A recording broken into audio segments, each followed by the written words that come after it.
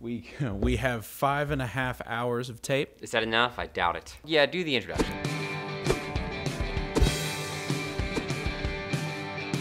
Hey everybody, and welcome to Learning Stuff with Nick and Jeff. This is where we learn about stuff and teach each other and then find the middle ground. We are two living, walking, talking Venn diagrams. It's true. It actually makes getting places very difficult, though. It does.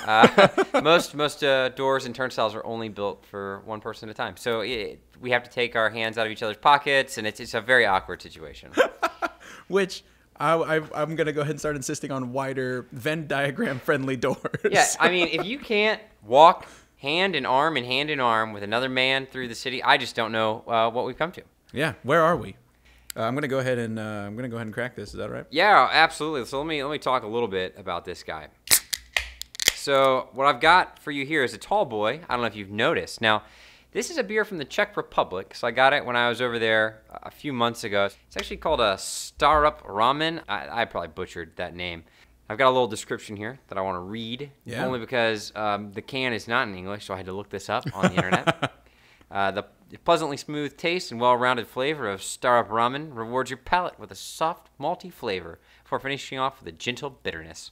Coming from a city of lovable sins that knows everything there is to know about great beer and enjoying life, Starup Ramen has many stories to tell you, stories about life well spent. Taste the pleasure from Prague.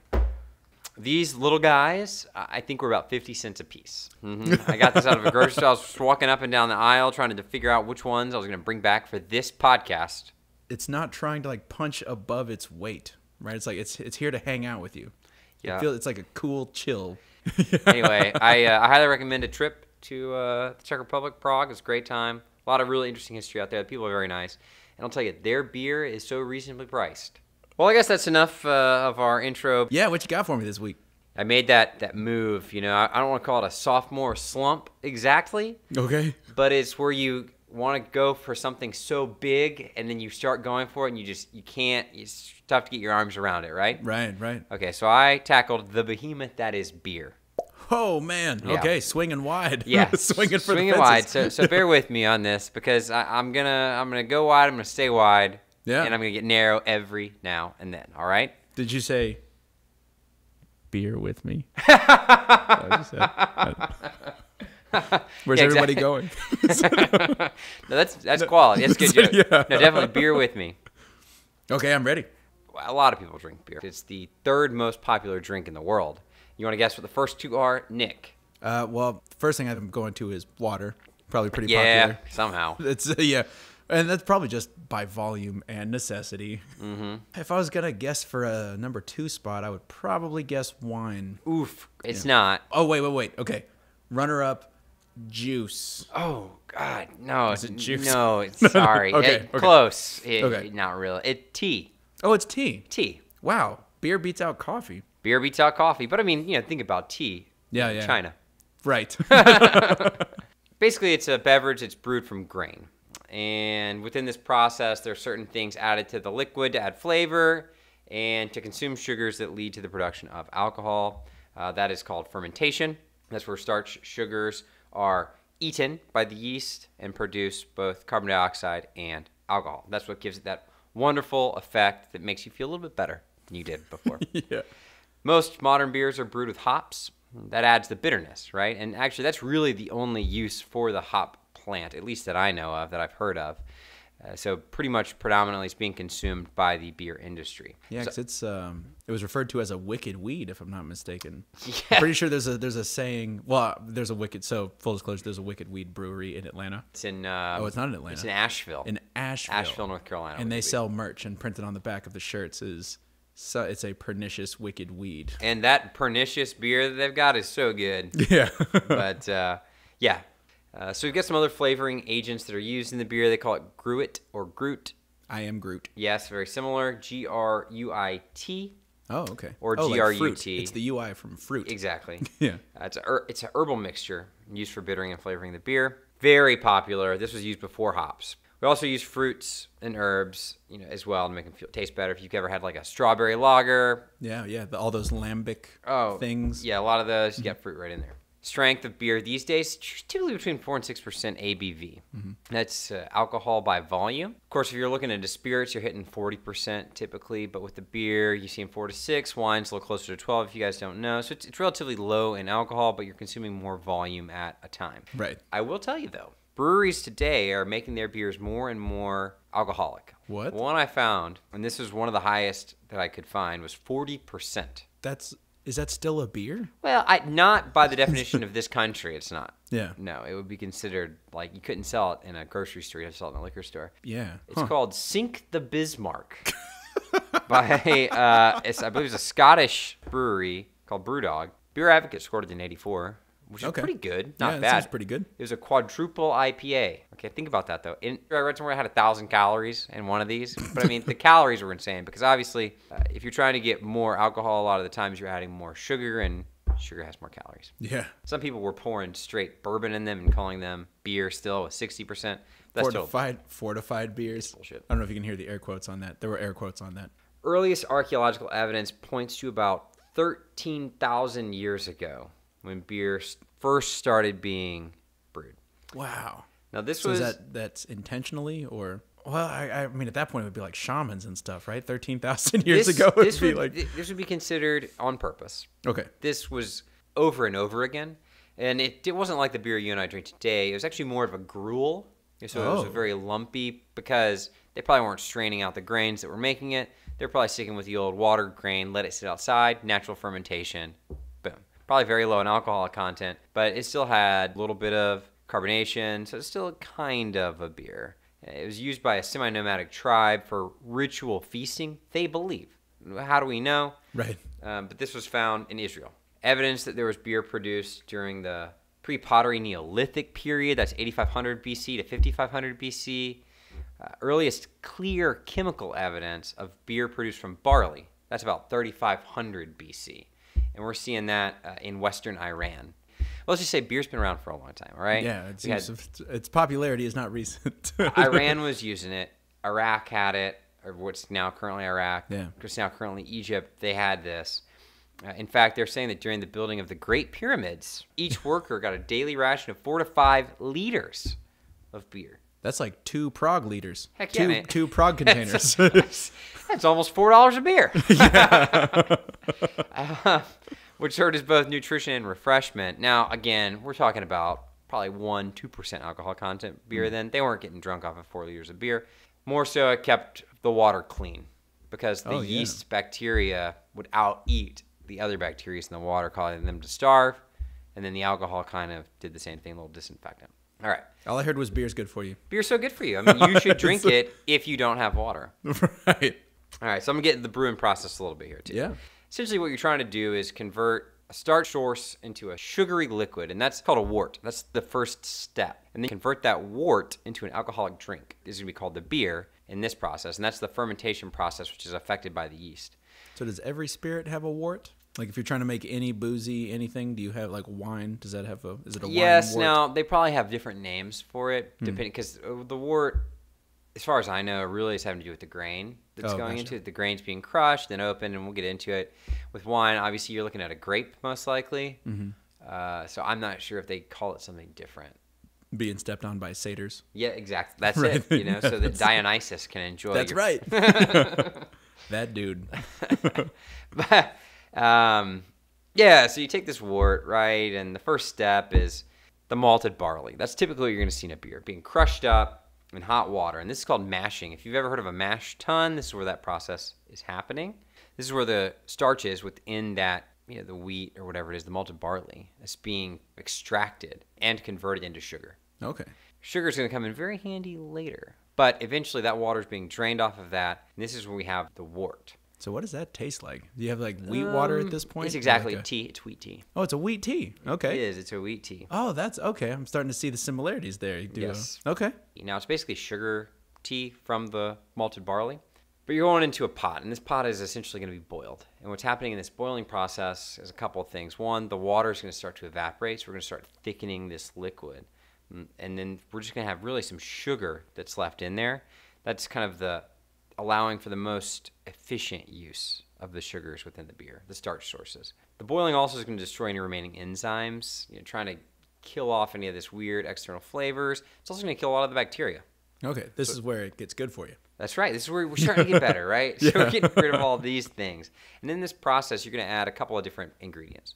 One's going to be the hops. This is where you're going to get a lot of the flavor. So this is giving you some bitterness, some aroma. I'll tell you, it smells amazing. If you've ever smelled hops hitting that hot water and boiling off, I can't explain it. It just smells like delicious hops. When you add the hops, changes a lot how the hops affect your beer brew, right? Because you can do, if you do it earlier, you get more something, and if you add it later, you get more bitterness or something. That's true, absolutely. So this is, I'm going to be a little funky here. So you can add it at different points within the boil. The earlier you add the hops, the less of the intensity of that flavor is going to come through. Oh, interesting.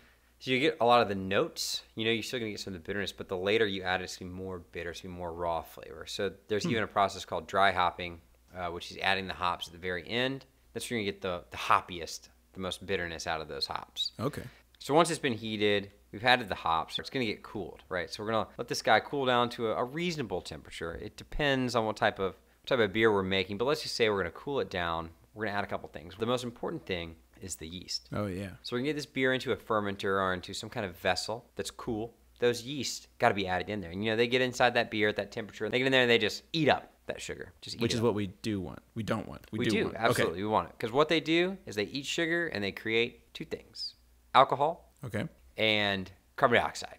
Two necessary components for beer, right? Yeah. You could say that the more sugar that you've got in there, the higher the alcohol content is going to be. Now, that's not right exactly, but for a rough version, yes, that's exactly what's going to happen. So if you're trying to say, I don't know, just at random, sink the Bismarck, is this where you add a bunch of extra sugar or something? No, so I actually read a little bit about the process for the sink the Bismarck. I couldn't quite follow what they were doing.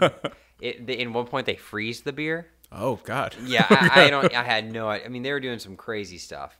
I don't know. The yeast can only eat so much of it, and as the alcohol content gets higher, it kills the yeast. Oh, that's a vicious cycle. Yes, exactly. So they poison themselves. Eventually, once they run out of sugar, they become dormant, and they fall down to the bottom. And at the end of the process, you've got a carbonated beverage, and it's got alcohol in it, and this can take up to 3 weeks, could take less. Okay, so we're into the days, weeks, months kind of time frame. Absolutely. So once you've got that yeast in the beer, it takes time. A lot of the CO2 actually is going to be vented off. It produces so much CO2. In fact, in most of your professional beer manufacturing facilities, they're not even going to use any of that CO2 to carbonate. They're going to force carbonate all their beer. It takes a lot less time. Oh, yeah. Just ruthless industrial efficiency. Yeah, exactly. Ruthless industrial efficiency. I could ramble about the different ingredients of beer. I think one of the more interesting ones are the hops. Yeah. Flavoring beer is the sole major commercial use of hops. It's the flower of the hop vine, and it's used as flavoring and preservative. I did forget to mention that. It does actually help make the beer's shelf life longer. Oh, yeah. Isn't that why it's so IPA, if I'm not mistaken, is an India pale ale, because the English were trying to transport their beer from England to India. That's why it's so bitter and hoppy. Is that? That is exactly correct. Yeah. Okay. But the first historical mention was 822. That's AD. The year 822? 822 okay. AD. Yeah. This was in a monastery, and by monastery rules written by Adelhard the Elder. The 16th century, that's when hops really took over. So the 16th century, we're going to see hops all over the place. The dominant flavoring of beer. Before that was just various other plants. Grains of paradise was a big one. Don't even know what that is. Yeah. But we had aromatic herbs, berries, wormwood even made it into some of these the absinthe one? That's right. That's the one, okay. right? So you got a lot of different stuff. A lot of different things were being used to flavor beer, but hops really took over. Bitterness balances the sweetness of the malt. And so the bitterness is actually measured for these beers. It's called the IBUs. Have you heard of this? No. There's a scale? There is a scale. So every beer is measured on this IBU, which is International Bitterness Units. Something like this, maybe 10, 20. You'll see beers that are in like 60s, 80s. They get very high, and that's a very, very, very bitter score on an IBU. So what's an IPA? I mean, I know that's an impossible. There's 1,000 IPAs. Honestly, when you look into it, they'll range from like 30 to 80. But the hops, they also have like this floral, citrus, herbal kind of aroma to it. And you taste that in a lot of your IPAs. Also aids in head retention. Huh. The hops do? The addition it helps. Of the hops? Yeah. Yeah. That is cool. Gosh, I wonder if hops have antiseptic properties? Like, could you? Oh, like in your wounds or Yeah, something? like if you nick yourself in the kitchen, can you just rub some hops on there? Now that is a good question. I guess it depends on if your blood is mostly yeast based. Yeah, if you've got some really yeasty blood, Yeah, I don't know. Maybe I'm about to get it. I should probably check into that. It's okay, doctor. I don't need any antibiotics. I'm going to go home and drink a beer. Yeah. Okay, great. Well, make sure you crush up a couple of aspirin with it. Don't actually do that. Your blood will get really thin.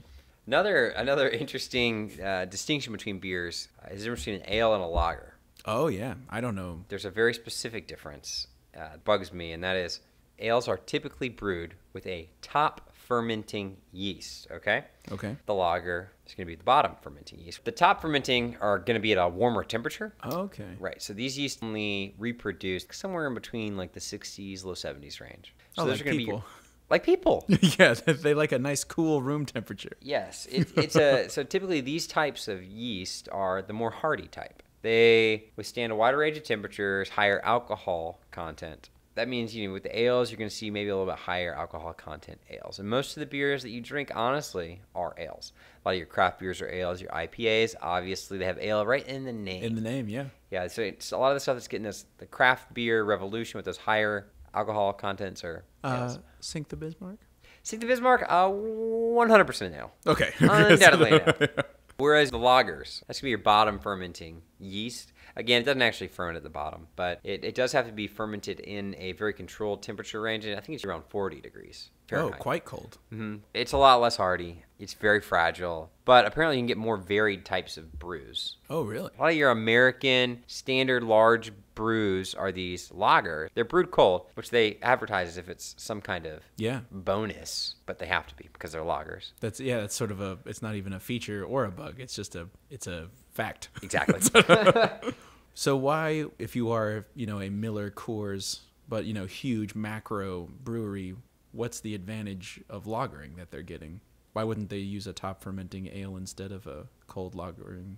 That seems more difficult and more energy expensive. That's a great question. Remind me to provide an update on our just very quickly. I'm just going to touch on breweries. Mm-hmm. Now I'm going to go back to 2002, right in the beginning stages of the craft beer revolution, and it's where South African breweries, which is SAB, bought Miller Brewing. Oh. So that created SAB Miller, which is it became the second largest brewery in the world after Anheuser-Busch. A lot of hyphenated last names. It's going to get more complicated, so hold on. A couple years later, we've got Belgian Interbrew, which is the third largest brewery by volume. We've got Brazilian Ambev, which is the fifth. They merged. Oh, my God. Into InBev, which became the largest brewery. So now, InBev, then we got Anheuser-Busch, and then we got SAB Miller. Yeah, I've heard of InBev.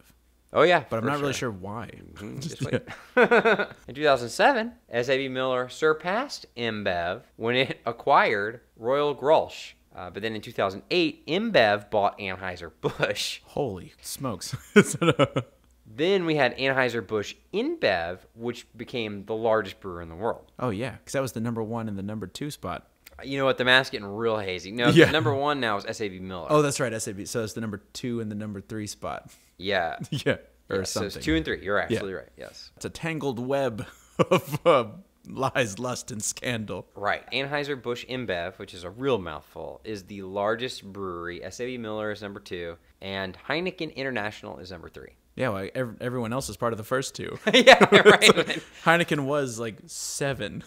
And it just by virtue of everyone else is gone. It's raised to number 3. I'm pretty sure there have been more mergers. Miller, it has Coors, which has Terrapin now, and the market share of the top 2 must be astronomical. I'm sure it's insane, especially when you compare those to some of these microbreweries. Yeah. I don't know if you want to take a stab at how many gallons you think a microbrewery can at maximum produce. Gallons. Okay, microbrewery maximum upper limit U.S. gallons. Is this per year? Yeah. Okay. Annual gallons of beer per year microbrewery definition. I'm going to say 75,000 gallons. It's a good guess. Okay. It's off by 400,000 gallons. Okay. So 475,000 U.S. gallons. Nailed the 10,000s place. So close. 15,000 barrels about. Okay. That's a lot. My definition of micro is going to have to shift a little bit. So what happens when you hit the 475,001st gallon? Brewery. You just become a brewery? Yeah, that's it. They just can't call you. And then there's also brew pubs, which I love. Yeah. They're getting more and more popular here. Obviously, they're huge in Germany. Some of the most popular breweries in Germany are brew pubs. I could go on all day talking about beer, but I'm going to get down to a couple of fun facts. One, back to Prague. So this beer from Prague in the Czech Republic. Yes. I'm so upset. I just found out about this while doing the research. They actually have beer spas in Prague where you go and you can sit in a whirlpool of beer and also drink beer in that whirlpool. I can't believe I didn't know about this before. I feel like my entire trip was ruined. I've got to go sit in one of these things. Wait, so you sit in the finished beer? Like this. You just sit in a barrel. Yeah. It's like, there's enough in this picture. There's 3 people. Yeah. And they're drinking beers in this. Oh, and there's a tap behind them. Yes, so they can... there's a tap on it. That's amazing. It's disgustingly amazing. Yeah. I really wish I was there.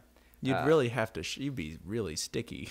Seems like so sticky, but it's probably great. I can't imagine what for, but it's definitely great though. It's like 100%. Yeah. Just imagine a lot of sugar being boiled into your pores. Yeah. But probably great. Probably great. And then I'm going to leave you with something that I think we've all had this a little bit. It's a phobia. All right. It's called cynosilicophobia. I definitely have that though. I killed it. Cynosilicophobia. You know what it is? I don't. But I'm sure I have it. All right, I'm gonna give you one more guess of the week opportunity. Okay. What is it? Cynosilicophobia. I'm gonna guess. It sounds kind of like a fear of parasites from the cilia. No, you're making it.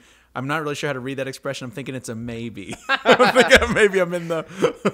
It's just not close at Not all. close. I wanted it. I wanted you to be so close. No, so it is actually cynosilicophobia. The fear of an empty glass. The fear of an empty glass. Oh, yeah. No, I definitely have that. So is ginger beer a beer? Is root beer a beer? Nick, come on. I'm sorry. Is Harry Potter's butter beer a beer? Drained it. Topic 1 done. Yeah. So we've covered about 13,000 years of brewing technology. So mine, a little bit of context for this. I just got back from 4 days on the road shooting video. Right. I didn't see it coming, I'll tell you that much. Oh! So, and one of the things that we talk about all the time that I actually just didn't know the history of or why we call it, there's a bunch of obnoxious jargon in video and film. Let's go ahead and admit that right up front. But one of the ones that is sort of intriguing and I wanted to know more about the history of is the Dutch angle. Yes, actually, shockingly, Yeah. I have. So the Dutch angle is, for those of you who don't know, anytime you're watching a movie or a TV show, playing a video game, used quite a lot in horror or thriller, potentially action, or any genres with villains, is where the camera is not level to the world. So your horizon is crooked, your vertical lines are crooked. Even if you don't realize that it's happening, it'll just make you feel uncomfortable. Or something will be scary because that's just not what the world looks like, right? Ordinarily you're looking forward, you're level, your horizon is level, your vertical lines are vertical. You throw that camera, it's sort of like, it's probably what the world looks like when a dog is looking at you curiously. Huh. It's like, you'll see it all the time in horror films. It's just a way to make the audience uncomfortable without saying like you're uncomfortable, like scary things are happening. It's a way to do that with your camera instead of doing spooky sound effects and having a horrible monster or something. It's like a little ninja mind trick. You sneak into their brains and you plant this idea that they're uncomfortable, but they never saw it coming. Yeah. They don't even know why. It's like, why is this upsetting? And it's like, oh, it must be because of the scary music and the guy with the chainsaw. Yes, that also helps. But the Dutch angle is also there. Also, one of my favorite uses of the Dutch angle, I don't know if you watched any of the early Batman TV show. Ooh, the Batman, the animated series? No, Batman, the live action. Oh, 60s Batman. Yes. Got it. I want to say Adam West. Yeah. So anytime we were in like a villain's lair, Penguin's lair, Riddler's lair, anything like that, Dutch angle, because they're crooked. Yep. It's punny. Yep, it sure is. Just a little TV wink nudge. Yeah. So I started looking into, Dutch angle. And I was chastised once because I had not balanced my camera. And so one of the things, if you fail to balance your camera, you'll get a Dutch angle by accident. Oh, but I mean, I'm sure it's very scary. Oh, yeah, unfortunately not appropriate for the genre that I was working on at the time. But the history of it has nothing to do with the Dutch. Dang it. It turns out it's a mispronunciation of Deutsch. It's a German technique. So typical. Yeah. So World War I, German Expressionism. So the Deutsch angle, I mean, it's going to be the Dutch angle forever. There's no take backsies on that. But it was actually, sure you're right. Yeah. World War I, German Expressionism used it a lot. Very surreal kind of looking. They're not worried about their art looking like photographs. They're trying to express a feeling. And now we use it. We still use it quite a bit to make people feel uncomfortable. Some folks who really enjoy using it, folks you've probably heard of, people like Tim Burton. Oh, maybe you've heard of Tim Burton. Timmy Tim, yeah. Yeah, old Timmy Burt's. Yeah. Yeah. Especially folks who have a history in design. Monty Python's whole series, Terry Gilliam. He did 12 Monkeys. Fear and Loathing in Las Vegas. Classic. Right? Anytime a character, this is also a good way to express that someone is psychologically troubled or whacked on drugs. The Dutch angle. The Dutch angle. You throw the Dutch angle. You know what? That's a great point. I'm sorry to interrupt you. No, yeah. I'm thinking Fear and Loathing in Las Vegas with the Dutch angle, and it is scary effective. Yeah. Yeah, because it makes you feel uneasy. Because when you're... I'm going to step back here for a second and just tell me how off base I am. Because I'm staring and looking at a screen. Mm-hmm. And the second that angle goes off, I imagine it's not the film that's off. It's me. It's you, yeah. Oh, man, that's That's genius. not what the world looks like. Yeah, it's and so when Hunter S. Thompson is staggering around Las Vegas and he's on peyote, mescaline, whatever, the goods. acid, everything. Yeah. Throw a Dutch angle on there. It just adds psychosis, drug-addled, all that kind of stuff. Also used quite a bit in Evil Dead, if you're familiar with the Sam Raimi. Yes, chainsaw for an arm. That's classic. The one. Boomstick. So as soon as you become possessed by evil, you get a Dutch angle. You have become evil. One of the issues though is it's very easy to overuse. So I just want to read this quote here. I don't know if you're familiar with film critic Roger Ebert. I am, yes, yeah. Quite. So he said this was specifically a criticism of the 2000 film Battlefield Earth. Oh my God, yes. Yep. So Roger Ebert says, the director has learned from better films that directors sometimes tilt their cameras, but he has not learned why.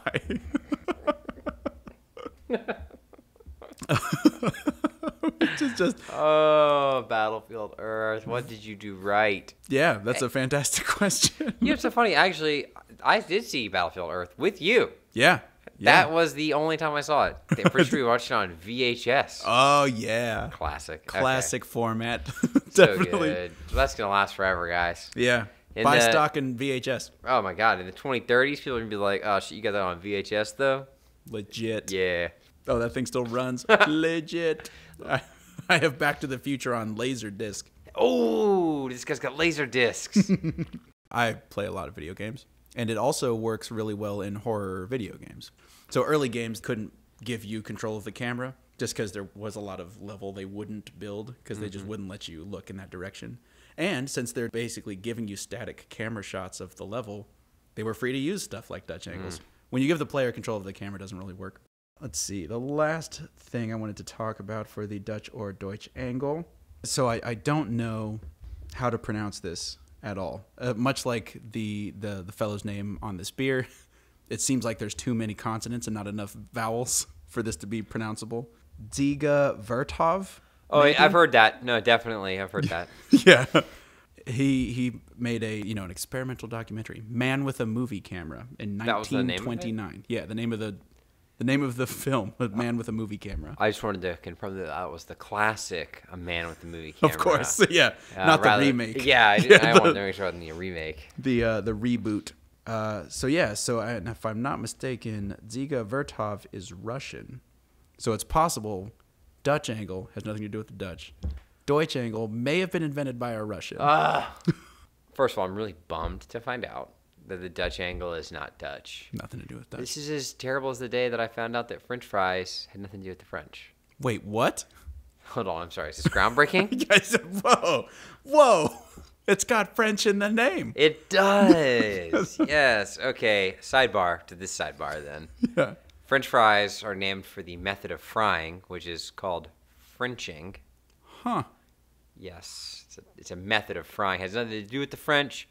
When everybody was going crazy spouting freedom fries, they were nuts because it had nothing to do with France. Yeah. I don't know if you guys remember that. It's a don't. crazier time in our history when people thought that a cooking method was related to a people. I digress. Really bummed that the Dutch aren't responsible for the Dutch angle. Yeah. To be fair, Dziga Vertov tried out a bunch of experimental stuff. He did, so this was 1929, and he was doing stuff with like different frame rates, freeze frames, like different exposures and stuff like that. So the guy may have his whole life might have been a Dutch angle. He might be a nut. But if you are a game developer, film person, TV person out there, and you want to make your thing, don't overuse it. But if you're trying to represent any kind of madness, disorientation, drug psychosis, anything evil, crookedness, consider the Dutch angle. Consider it. It's so funny that you were talking about this documentarian or the man with the camera, original, not redo. Right. That's right. This is it. It reminds me, have you ever watched Documentary Now? No, I haven't. All right, it's a great IFC show. They've got it on Netflix. You can watch back episodes. There is one episode about a documentary film crew that goes to meet with the Inuit and make a documentary, and the cameraman from the original documentary gets chased off, and then this Inuit takes over, and he becomes like this really controlling director, but he doesn't even speak English, but also he has some mental abnormalities that make it challenging. Is that like a Spinal Tap style, like a yes, mockumentary? I'm sorry, they're all fake documentaries. Okay, so it is a series where every episode is its own mockumentary, and it's Fred Armisen and Bill Hader. Oh my God! So it is a 1-2 classic comedy duo, and I'm telling you, this is worth your time. Everybody, stop listening right now. Well, it's so funny that you picked the Dutch angle. I was sitting here thinking, wow, the Dutch, they love beer. They do. Got a lot of great breweries, and we even mentioned one. Heineken's like the 4th or 13th largest brewery. Who knows now? Or maybe it's even the 2nd with all these mergers.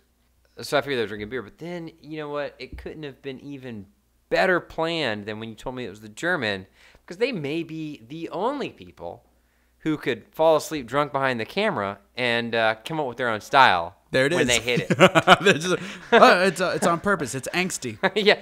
The guy wakes up like, oh, no, I was going for a real atmospheric look. I definitely didn't pass out and hit the camera 15 degrees to the right. It is so they take it to a French film festival. This is social commentary, no? In the way we are all crooked. When it started, it was a comedy, but then I fell asleep behind the camera and it became a horror film. Now it is a tragedy. So I had always had this legend in my head of where the Dutch angle came from. Because I had heard, and I now, of course, classic case of source amnesia, no idea where I heard this originally. But I thought it came from pornography initially. At some point I had heard that it was just a way to shake up, It's not like people are there for the plot necessarily. Doesn't everything originate from pornography? But I guess, yeah. I mean, the VHS winning out, supposedly, was... and Blu-ray, I'm pretty sure. Blu-ray. The internet. Oh, my gosh. That's the only thing keeping the internet on its feet, right? But similarly, I thought beer was relatively recent. I thought beer, because I went to Munich, and they were talking about super old breweries that were from we were talking like 700, 800, 900. 13,000 years ago is insane.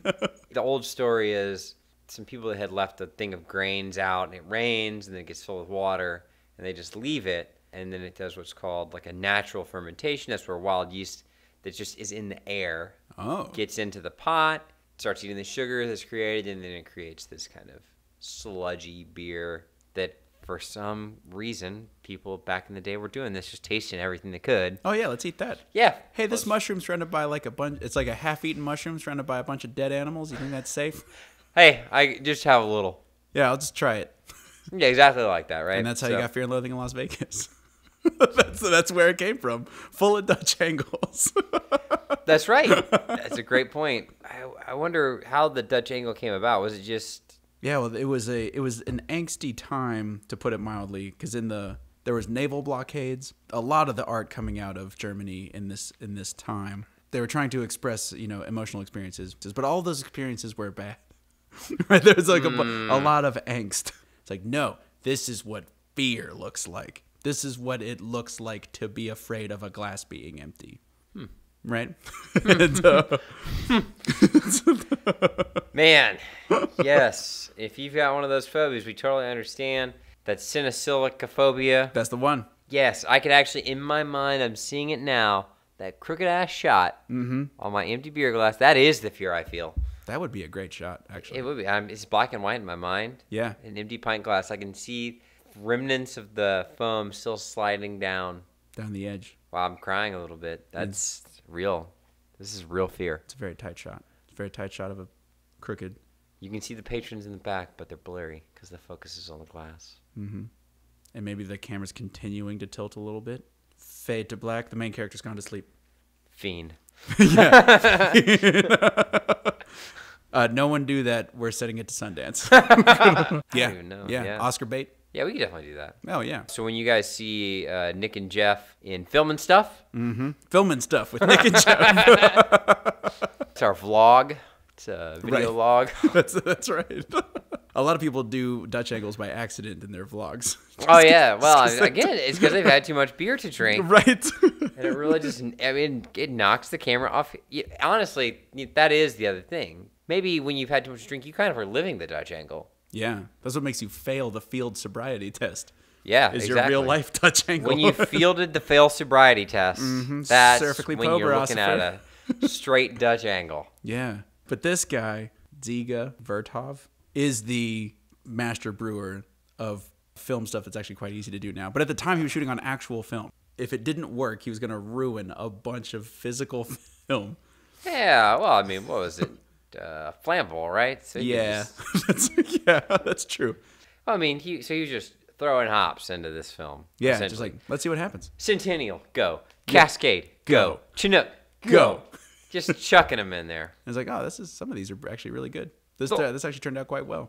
This is a delicious, perfectly hot beer. And now I'm afraid that everyone knows how drunk I am.